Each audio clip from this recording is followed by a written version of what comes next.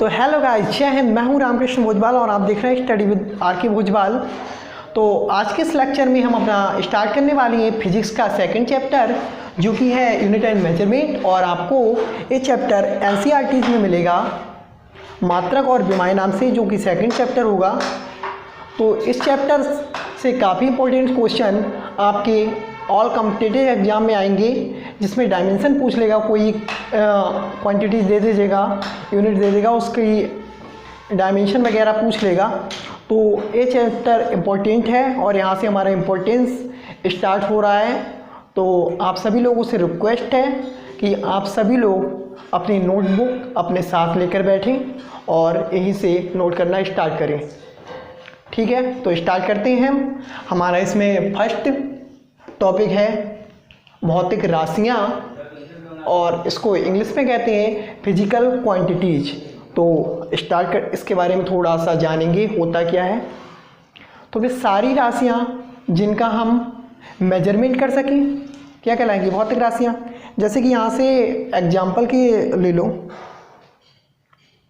यहाँ पर 2 मार्कर हैं, इस पे देखिए आप, इसमें मेजरमेंट हो सकता है। सबसे यहाँ पे हाइट है, इसकी हाइट देखो, इसमें थोड़ा कम है। और अगर हम हाइट के बेसिस पर अगर मेजरमेंट करेंगे तब भी हो जाएगा। और एक मास के यानी द्रव्यमान देखेंगे तो इसका कुछ होगा, इसका कुछ होगा। ठीक है, यानी कि इसका हम मेजरमेंट कर सकते हैं। तो ये क्या है? Physical quantities. आ गया कंफर्म? Physical quantities. ठीक है।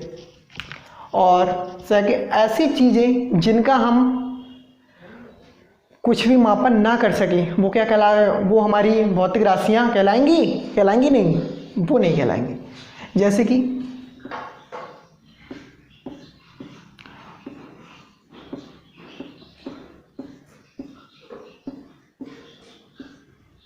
माँ का प्यार, तो माँ का प्यार आप लोग माप सकते हैं? नहीं माप सकते ना, कितना भी हो सकता है, क्योंकि एक ऐसी चीज़ है जिसको हम नहीं माप सकते हैं। तो क्या होगा? ये कौन सी होगी क्वांटिटी? फिजिकल क्वांटिटीज नहीं होगी। ठीक है, तो इसके बारे में 2 लाइंस लिख लेंगे। इसके बारे में हम 2 लाइंस लिखेंगे। बेराशियाँ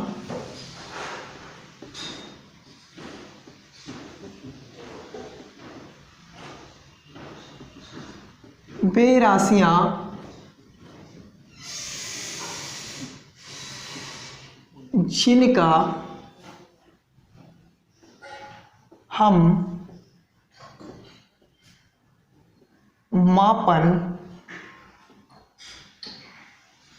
कर सकें क्या कहलाएंगी? भौतिक राशियाँ। तो बेराशियाँ जिनका हम मापन कर सकें, भौतिक राशियाँ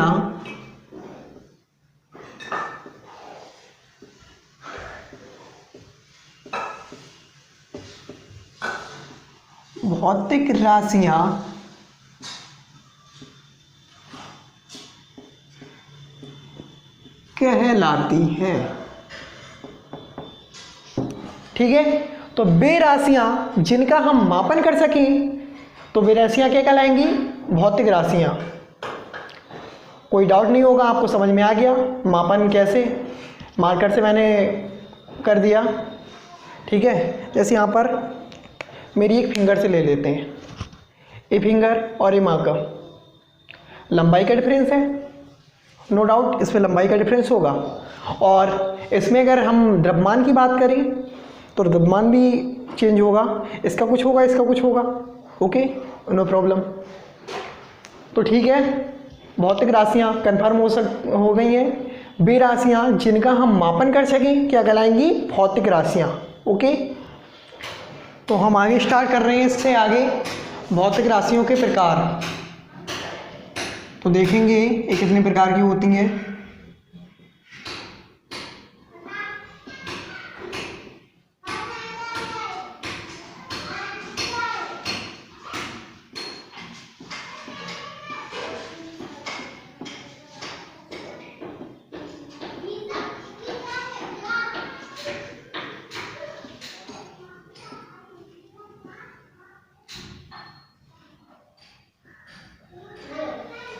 तो कितने प्रकार की होती हैं, किस टाइप से हम इनको विभाजित कर सकते हैं, भागों में वर्गीकृत कर सकते हैं, उसके बारे में जानेंगे। तो सबसे पहला होगा दिशात्मक आधार पर। दिशात्मक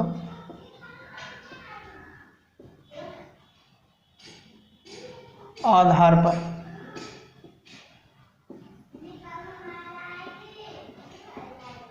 तो दिशात्मक आधार पर हम दो प्रकार से इसको वर्गीकृत कर सकते हैं। नंबर एक, सदिश, और नंबर दो, अदिश। सदिश और अदिश के बारे में भी हम ज़्यादा नहीं जानेंगे, क्योंकि इसके बारे में पूरा अगला चैप्टर है जिसमें हम उसका पूरी डिटेल से जानेंगे। और दूसरा मेथड है निर्भरता के आधार पर।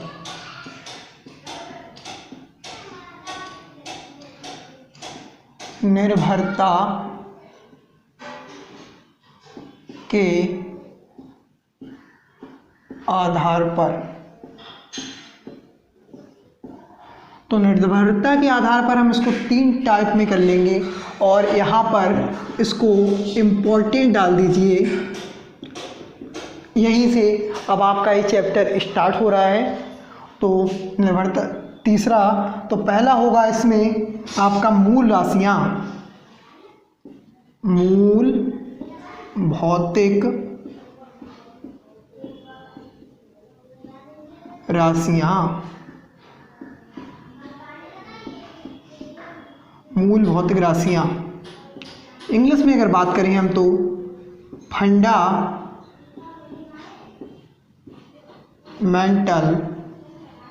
फिजिकल यानी कि पी, और क्वांटिटीज यानी कि राशियाँ। ठीक है, नो प्रॉब्लम।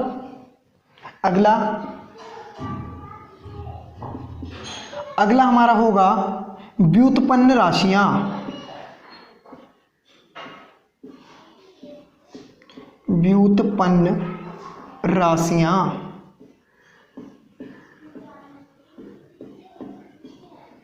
इसको इंग्लिश में कहेंगे ड्राइव्ड क्वांटिटी यानी कि क्यू। ओके, और थर्ड नंबर होगा यहाँ पर हमारा पूरक क्वांटिटीज यानी कि सप्लीमेंट्री क्वांटिटीज। तो यहाँ पर आपने पूरक राशियाँ देख ली हैं, इनको इंग्लिश में बोलते हैं सप्लीमेंट्री क्वांटिटीज। तो इतना का आप स्क्रीनशॉट ले लीजिए, और अगर लिखना चाहते हैं तो लिख लीजिए, मैं साइड में हो जाता हूँ। स्क्रीनशॉट हो गया। और अब इसके बारे में नंबर 1, इसको तो हम बाद में जानेंगे, और यहाँ से स्टार्ट करते हैं हम दोबारा लिखना। तो हमने यहाँ पर पहली हेडिंग लिख ली है, जो कि है हमारी मूल भौतिक राशियाँ, फंडामेंटल फिजिकल क्वांटिटीज। तो ये क्या होती है, हम इसको जानेंगे। ये होती है जो भौतिक विज्ञान ने हमसे पहले कोई दे रखी हैं। तो वे राशियाँ जिनकी सहायता से हम नई राशियाँ बना सकते हैं, वो राशियाँ क्या कहलाएंगी, मूल भौतिक राशियाँ। तो इसमें लिखेंगे हम वे राशियाँ। तो इनमें हम लिखेंगे वे राशियाँ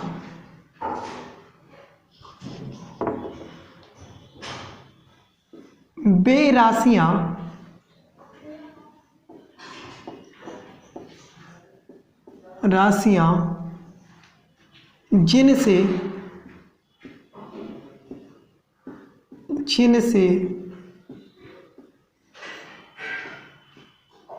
नई राशियाँ व्युत्पन्न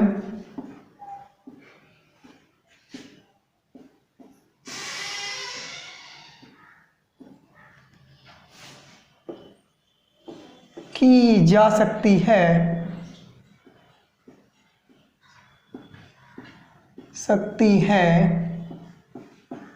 क्या कहलाएंगी? मूल भौतिक राशियां।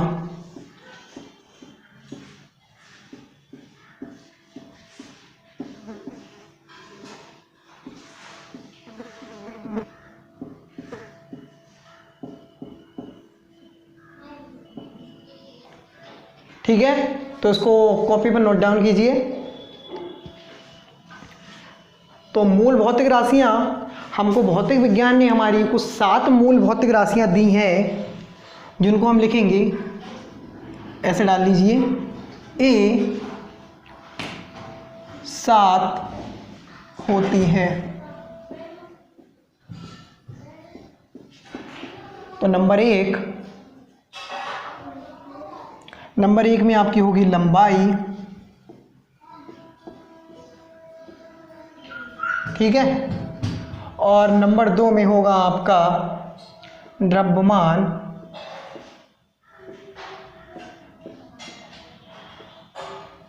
और नंबर 3 में आपका वो चीज़ जो एक बार चली जाए वो दोबारा कभी नहीं आती, यानी कि समय,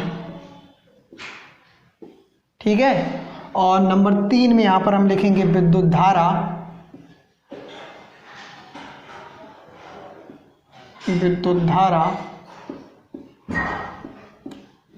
और नंबर 4 में हम लिखेंगे तापमान,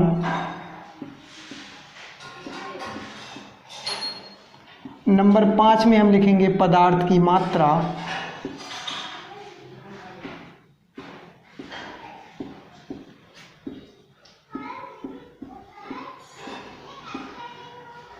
और नंबर 6 में हम लिखेंगे ज्योति तीव्रता,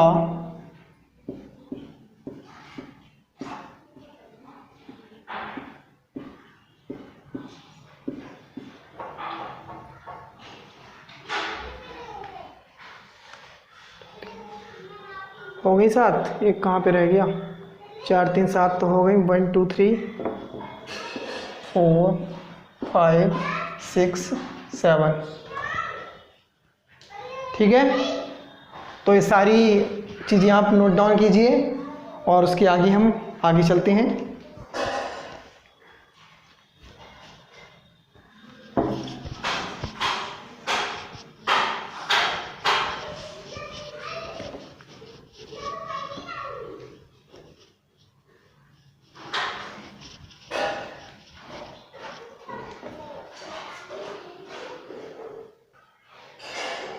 तो सेकंड हेडिंग आप लोग सभी डालेंगे अपने नोटबुक में। सेकंड हेडिंग आपकी क्या थी? डिराइव्ड क्वांटिटीज, यानी कि व्युत्पन्न राशियां, व्युत्पन्न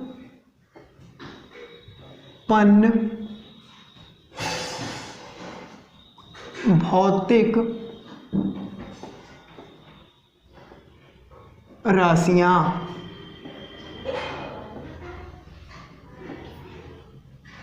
इंग्लिश इसकी होगी डिराइव्ड फिजिकल क्वांटिटीज।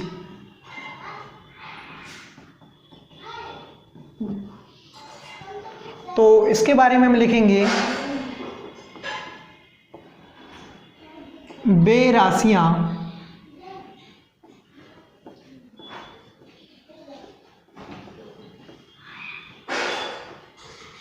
जो मूल राशियों की सहायता से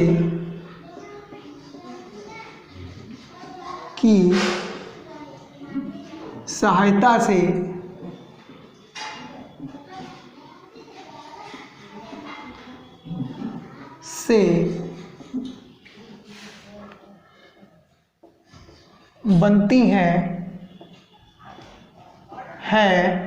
उन्हें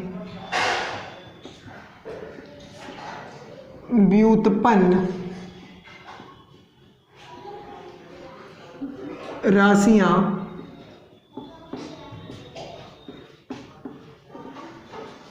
कहते हैं।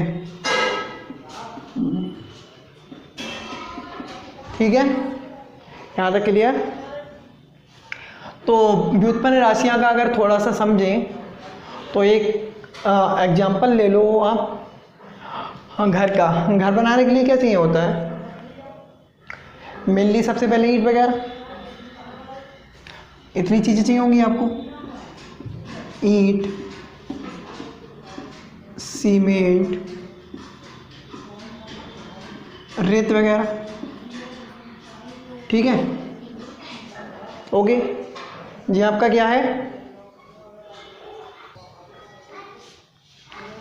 तो मेनली चीज़ों की ज़रूरत होती है, तो हमारी क्या है? मूल। इनके बना सकते हो घर?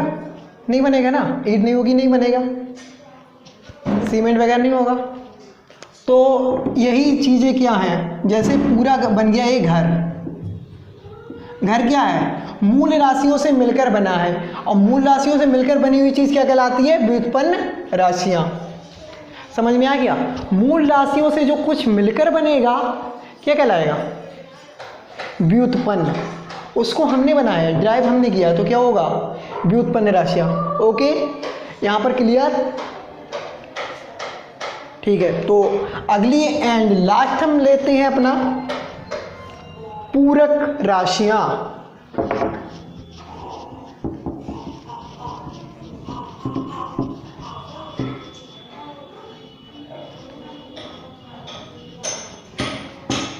तो अगला टॉपिक है हमारा 3rd नंबर,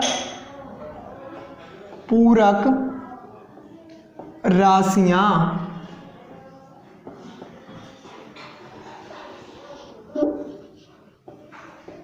राशियां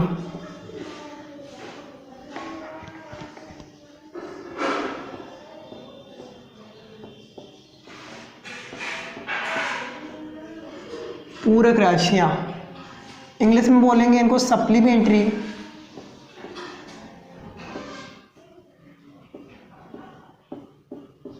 सप्लीमेंट्री फिजिकल क्वांटिटीज, ठीक है। तो इसको ये 2 टाइप की होती हैं हमारी।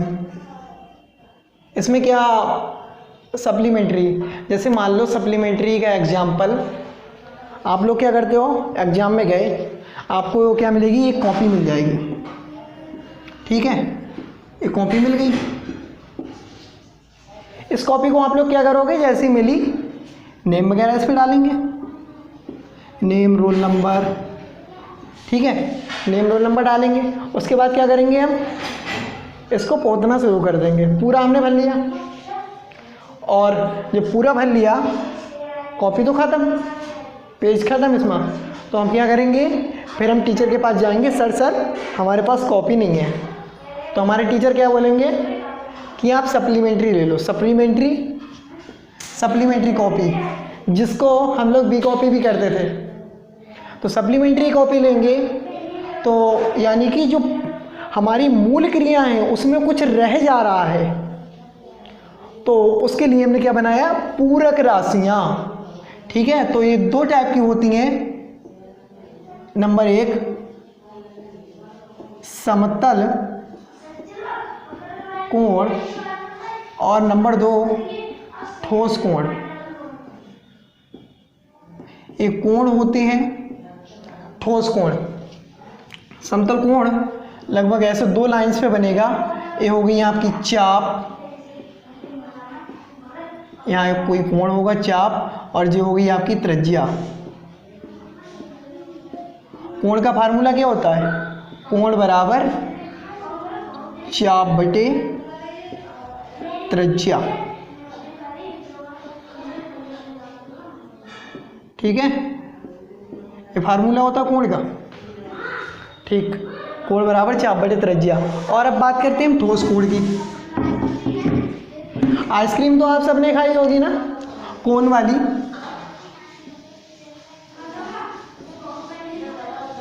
इस टाइप का कुछ होता है, ठीक है। एक कोन वाली आइसक्रीम है, तो इसमें आप यहाँ से देखना, जब यहाँ पर एक कोण दिखेगा, 3 एंगल में बनेगा, क्योंकि जो गोल गोल होगा पेपर, मेरे पास एक पेपर पड़ा है, दिखा दो।